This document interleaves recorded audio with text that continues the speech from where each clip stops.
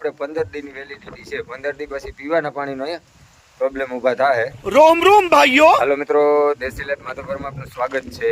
ને આપણે છે ને અટાણે થોડીક બોલું કે ને એની વરસાદની કટોકટીમાં આવી ગયા છે. ક્યાંક આપણે નથી વાવણી થઈ કે નથી કોઈ એવા જોરદાર રેડા પડ્યા કે નથી આપણી પાસે કોઈ પાણીની સુવિધા.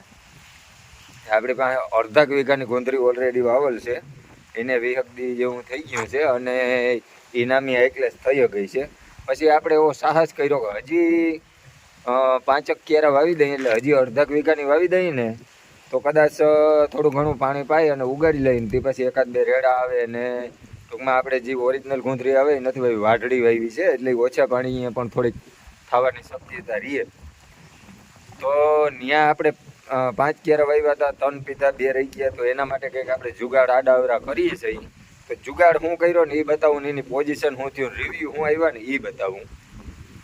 એ પહેલાં ચેનલ પેજને ફોલો સબસ્ક્રાઈબ કરી દેજો ને વિડીયો ગમે તો શેર કરી દેજો. ના ગમે તો શેર તો કરજો, એટલે બીજાને થોડુંક જાણવા મળે કે ભાઈ અટાણે હકીકત આવી છે.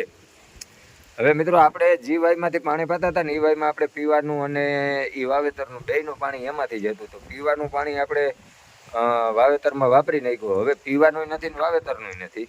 તો આપણે ફક્ત 5 ક્યારા ગુંદરીને જ કર્યા છે વાઢડીના. તો હવે અત્યારે પોઝિશન એવી છે કે આપણે એ વાયમાં પાણી હાવ થઈ રહ્યું પીવાનું. એટલે આપણે પીવાની તો વ્યવસ્થા કરવી પડીએ. આપણે પીવાની વ્યવસ્થા કરી. આ વાઇવિંગ આપણી આ વાઇવ છે બરાબર. આ વાઇવિંગ આપણે 5 ફૂટ વાવી છે. ઓલી આપણે વાઇવ હતી 72 ફૂટ છે. આ વાઇવ 5 ફૂટ છે.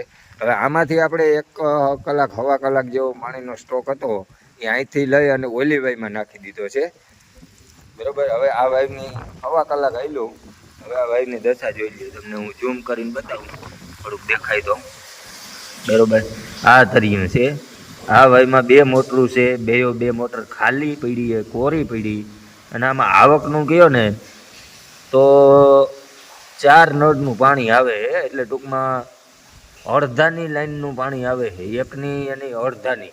એટલે ઠાવકા પ્રેશરથી 2 નળ આવતા હોય ને એટલું પાણી આવે છે. 2 નળના પાણીથી આપણે આમાં 4 થી પાછું 1 કલાકનું પાણીની વ્યવસ્થા થાય. 4 થી એટલે આપણે પર ડે માલ ઢોરવાળા હોય ને તો પર ડે 1000 લીટર પાણીની વ્યવસ્થા પીવા માટેની રાખવી માલ ઢોરવાળાને.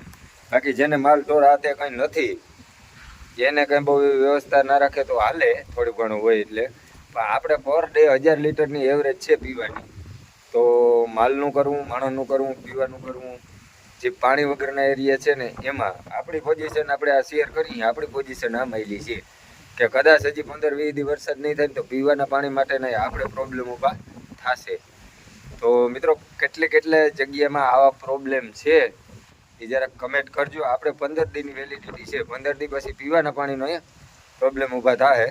તો મિત્રો, મળીએ નેક્સ્ટ વિડીયોમાં.